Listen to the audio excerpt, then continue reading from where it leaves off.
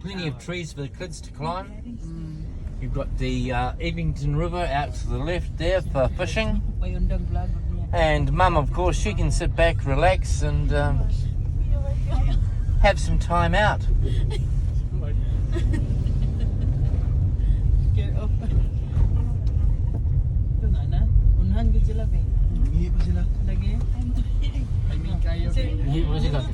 Yeah, here's our other coach. Yeah, I think we're supposed to ride that bus. Yep, but he was full. Yeah, I know. Yeah, that's the one. He came from Queenstown this morning. So we're arriving earlier.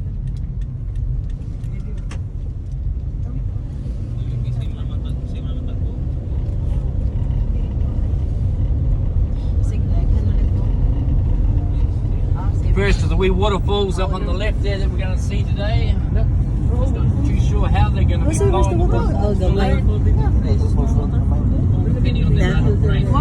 Like Arthur's Pass ba? Is the same like as like Arthur's Pass?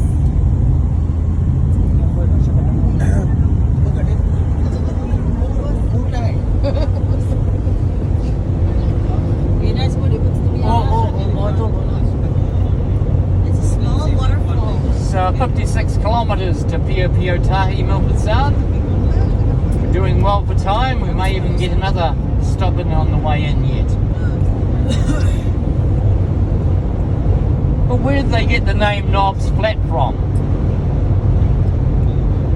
They got it after these little mounds of soil here that were left here when the glaciers came down and formed this valley.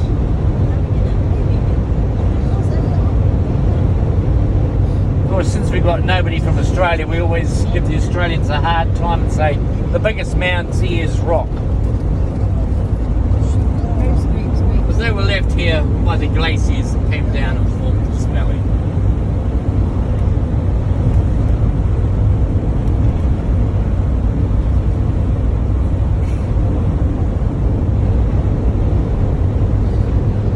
Of course, Fiordland, well known as the walking capital of the world, with large numbers of walking tracks all the way through here. Of course, the major ones being the Milford and the Kepler. But for those of us who aren't as fit as we used to be, there's certainly heaps of shorter walking tracks through here. 1 day, half a day. And then of course you've got the longer 3, 4, 5 day tramps. Milford, Kepler, Rootburn, Hollyford, Caples, Doubtful. All wonderful walking tracks in this area. And it looks like we've got some people in here doing one of the walks. Car park and walk here. Walk through here, up over that valley, up the valley, up over the tops, and down into the Milford track.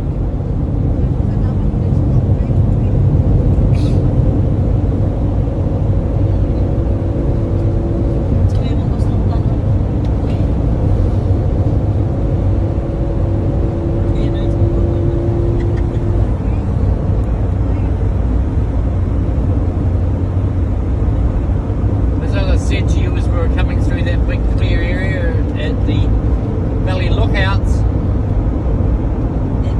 Down station used to graze right up through here.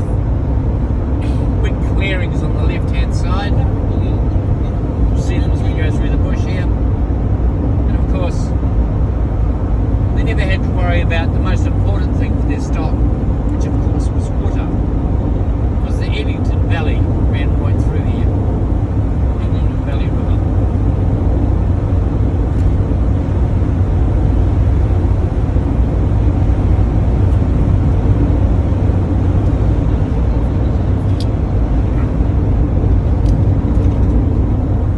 Quite windy now as we start climbing up towards the mountain tops.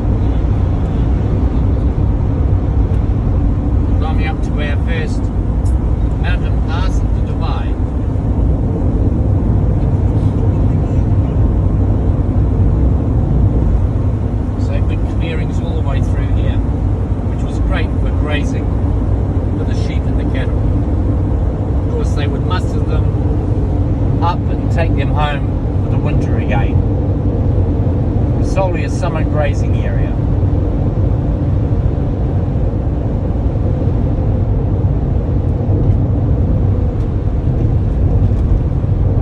Back in those early days, the 1960s and 70s, I got invited to join a couple of the musters up here to round up all the sheep and cattle, take them back down to the station for the winter. Of course, it was all done on horseback. In those days, I was a farmer, so myself and my wife come up here with our 2 horses that we had on the farm and our team of dogs. So there was 10 of us in a muster, and between the 10 of us we had 100 dogs. And you would say, why would you have 100 dogs? You get 100 dogs all barking together, it echoed down the valley, and the stock knew it was time to head south for the winter.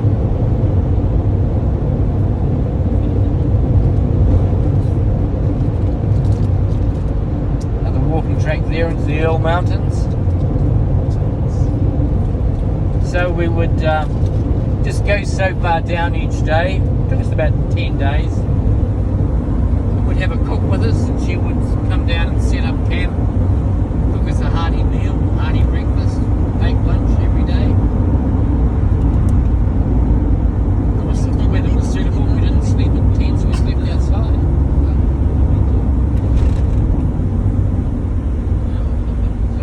Experience. Again, another bit of history that has gone from the Milford Road.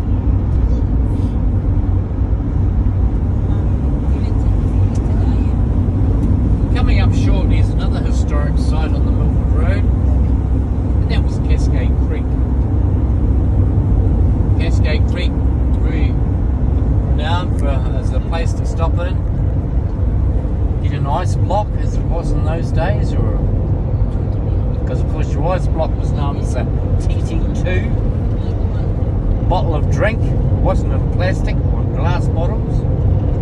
Mum and Dad could have a cup of coffee and a sandwich and a cream cake. But after 2 major fires and a flood ripping through Cascade Creek Lodge, it was closed down. And being in a national park, of course the building had to be removed, which was quite a major feat in itself. So they cut it down into small sections and trucked it out to Te Anau. And believe it or not, you folks are staying at what was the old Cascade Creek Lodge, the top 10 holiday park. As they put it all back together like a mighty big jigsaw and made your holiday park. So when you're back there tonight, after your trip through to Milford, you want to say, we've been to where that hotel started from. And it was down here on the left, Cascade Creek Lodge Hotel.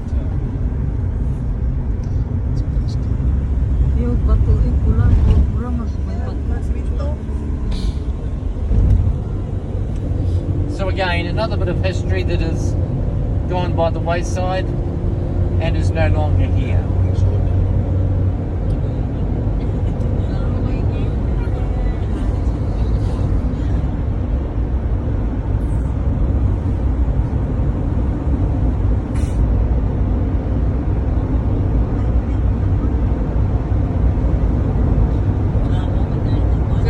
they first have had small mountain lakes, known as Lake Gun.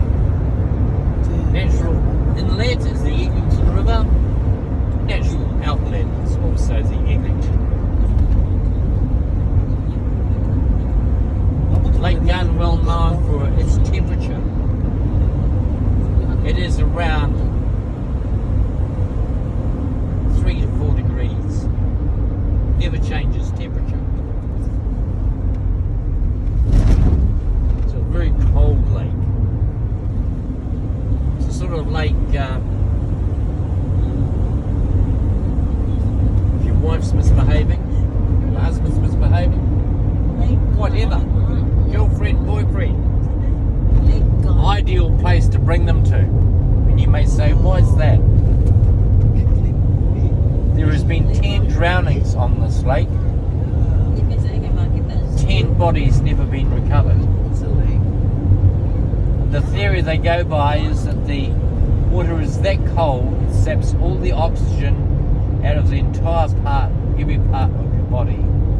Heart, liver, lungs, kidneys, saps the lot out. And henceforth, the body is held down. It is never released again. So as I say, your boyfriend, girlfriend, husband, wife's misbehaving, maybe this is the place to bring them and throw them over the side. The body would never be recovered. But I always work on the theory of, if I tried to do it, it would never work. You can see the big slips on the right here that have occurred in that big rain. Closed this road for some 14 days. It's raining. Huge work done by the crew to get the road back open again.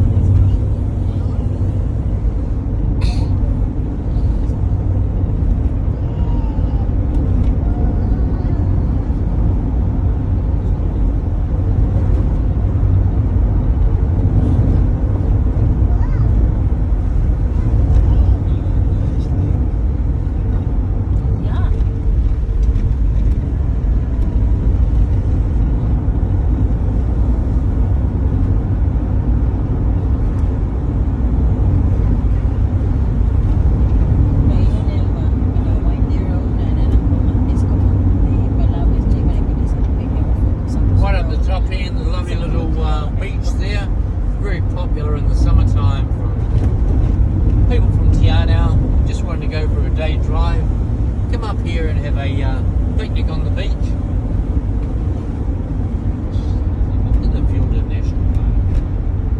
Of course, the most important thing, they learn the royal wave with all the sandflies in the sea. Boat out on the lake there.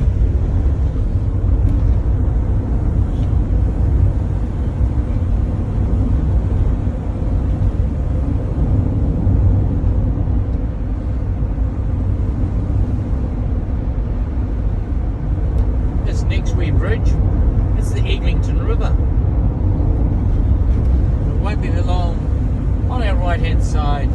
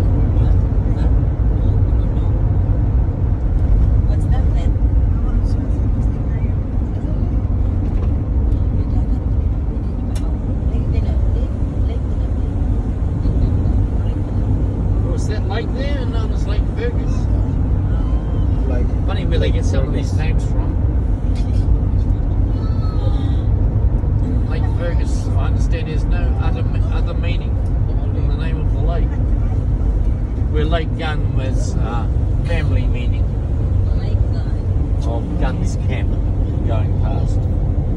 Further on up the road.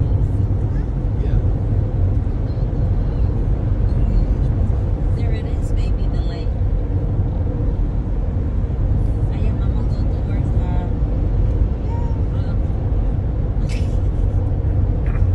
Mama, go to work. Okay, go.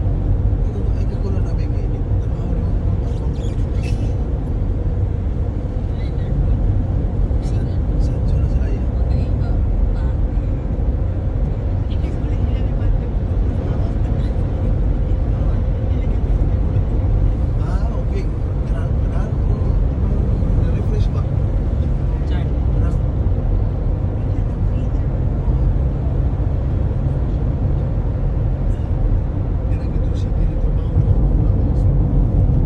May sisturan, mag-sisturan sa Tagwan.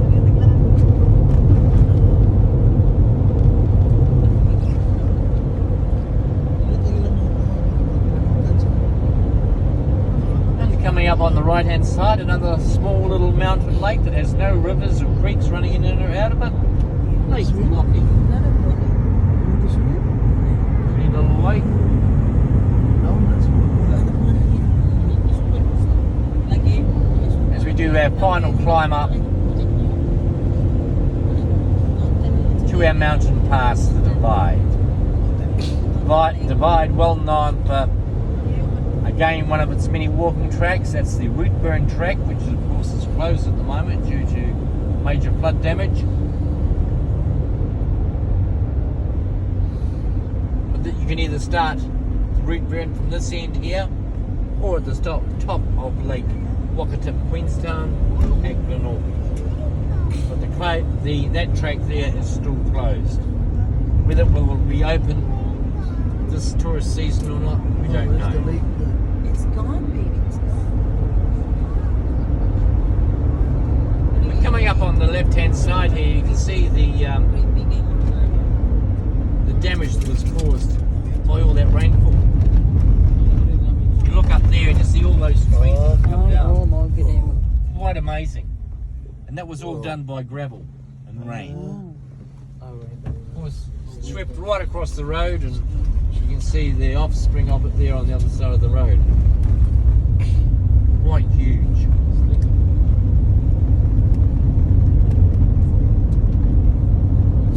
So we're over our first mountain pass. We now drop down into the Hollyford Valley. Hollyford Valley, where the Gunn family used to graze cattle.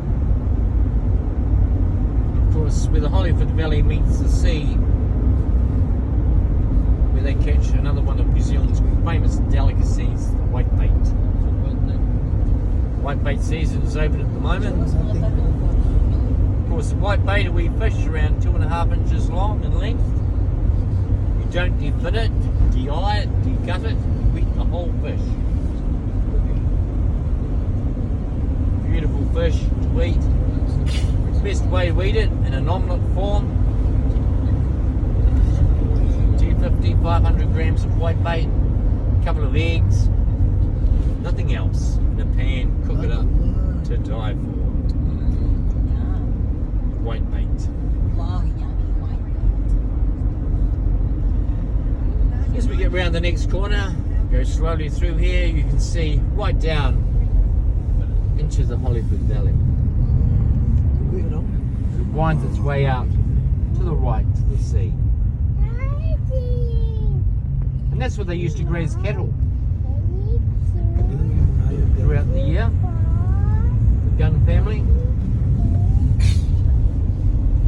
Very hardy family.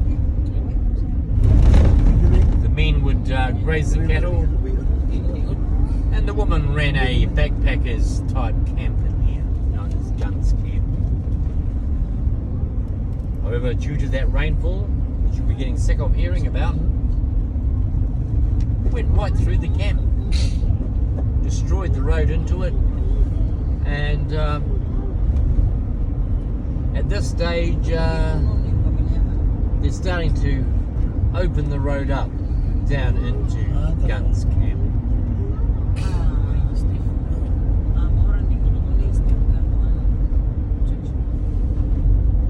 stop at this place on our way out. But you can see here the troubles that they had building the road. They had to make it one way. For those of you on the right hand side, 300-metre drop off to the valley floor, straight down. Amazing how they built a road. Totally amazing. But they did.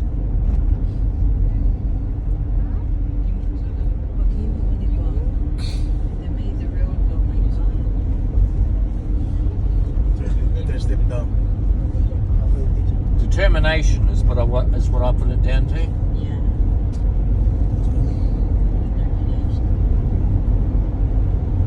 So of course, going back to Guns Camp, where the road leads off at the bottom of this valley floor here, the last surviving member of the Gunn family never made it, male member, never made it out of here alive. He was out mustering his cattle one day and never came home that night. The story goes that it is believed that Murray's horse stumbled and fell while crossing the Egmonton River, the Hollywood River I should say. Of course, Murray got swept away and drowned. So the road goes round to the right here, down to Guns Camp. So that was very unfortunate. The woman carried on running the camp for a number of years, but then was put into a trust. Now, of course, as we go through here, the river turns round and flows the other way.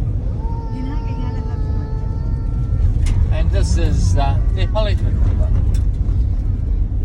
This is where they're doing major roadworks here, repairing after the huge flood damage.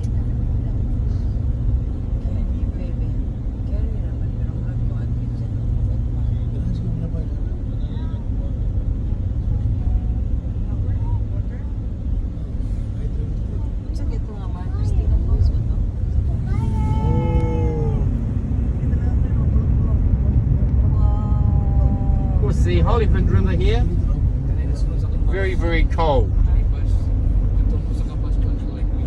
Around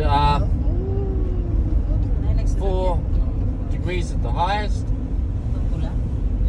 And look at them. They're going down. They're going down. So very, very cold. Too cold for the trout to live in.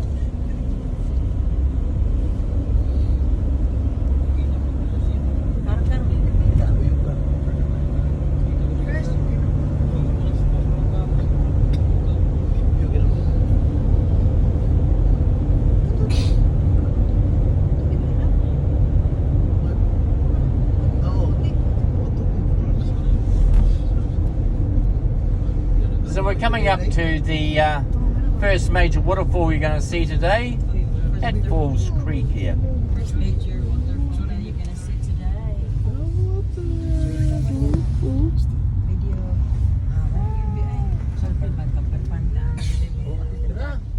So there we have it on the left hand side. How would you open this? Kuya, open Kuya Bay. Oh my God, yung chart. Nakasulot din siya. How would you open this?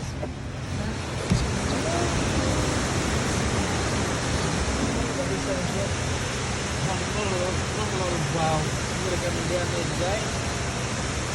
Probably running in about 2 hours.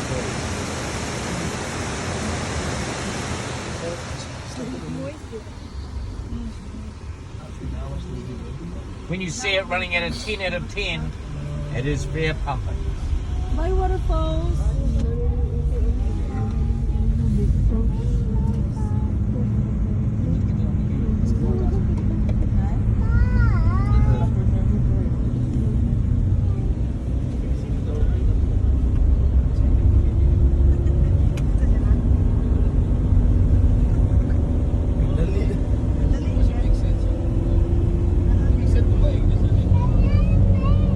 Where we start the long climb up the Homer Tunnel.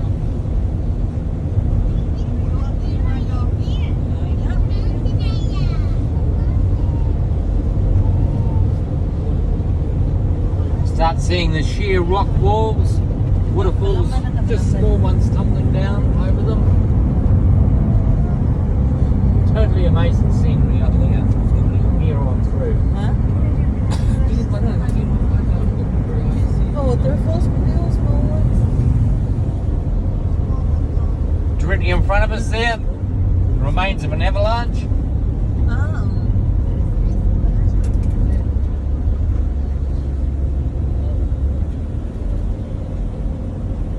Can you see that there? Yeah.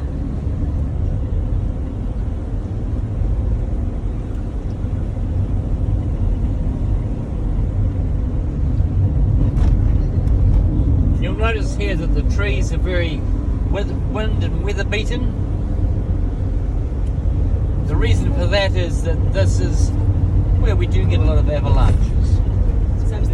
Of course, avalanches are huge amounts of snow coming down the mountainside.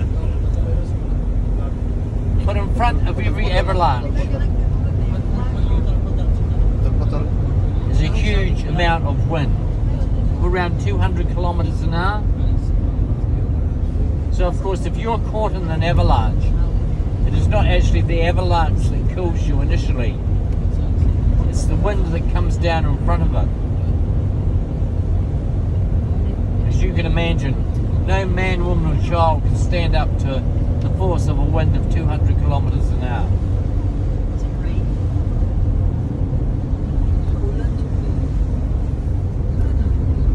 And of course, if you survive that, then the snow coming down on top of you is the thing that finishes you off. Another one there in front of us. Now in the winter time, they do a lot of what they call bombing up here, where they bomb the snows, come down, it's all fresh, and make avalanches. Of course, they have the road closed at that time, just for your safety's sake. The avalanches don't come down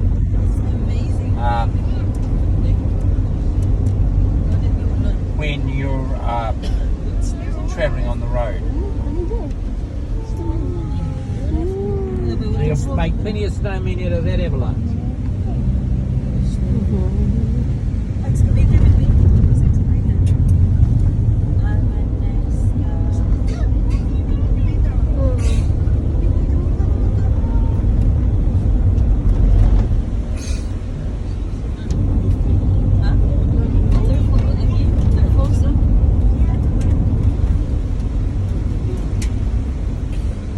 So of course, when we had all that rain, the river was actually flowing down the road here. So they've done a wonderful